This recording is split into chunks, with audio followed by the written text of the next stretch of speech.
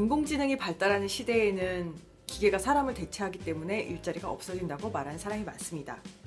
그런데 또 새로운 일자리가 생겨날 거라고 말하는 사람도 많습니다. 아니 그러면 일자리는 사라지는 걸까요? 아니면은 그대로 있는 걸까요? 생겨나는 걸까요?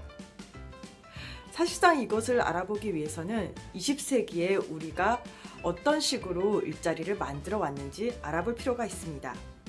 그러면은 도대체 지금 이 순간에 오늘날 무슨 일이 정확히 어떻게 벌어지고 있길래 일자리가 불안정해지고 있는지 알아보겠습니다.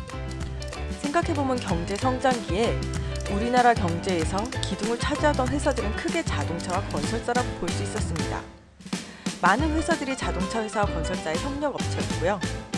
그리고 그때 당시에 많은 회사원들, 많은 사람들이 가장 많이 돈을 지출하는 품목이 바로 자동차와 아파트이기도 했습니다. 그러면 다음과 같은 그림을 상상해 볼 수 있습니다.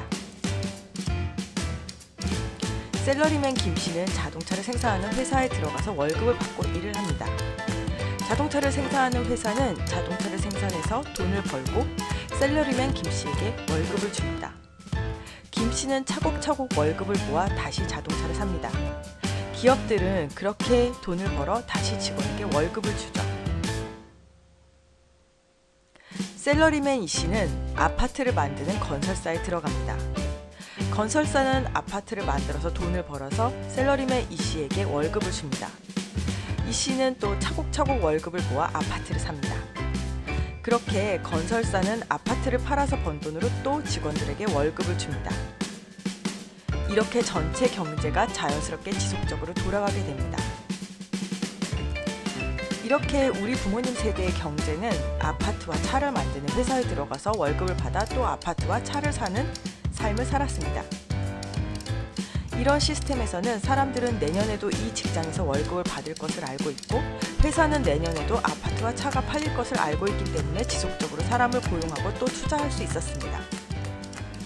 사실 안정적 일자리가 가능했던 이유는 사람들이 내년에도 비슷한 TV를 만들고 비슷한 자동차를 만들고 비슷한 집을 짓고 모든 것을 예측할 수 있었기 때문입니다.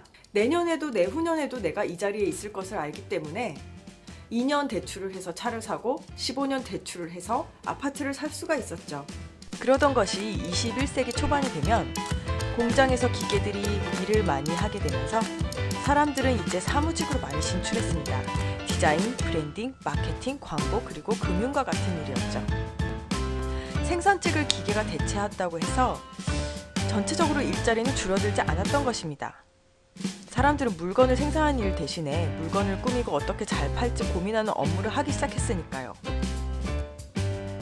중요한 것은 이렇게 경제는 서로가 사슬처럼 얽혀 있다는 겁니다. 이 중 하나라도 삐끗하면은 시스템이 조금 균열이 생기게 되죠. 그 조그만 균열이 시스템 전체에 어떤 파괴를 몰고 올 수도 있다는 겁니다. 자, 그러면은 안정적 일자리가 진짜 어떻게 무너지는지 다음 시간에 보겠습니다.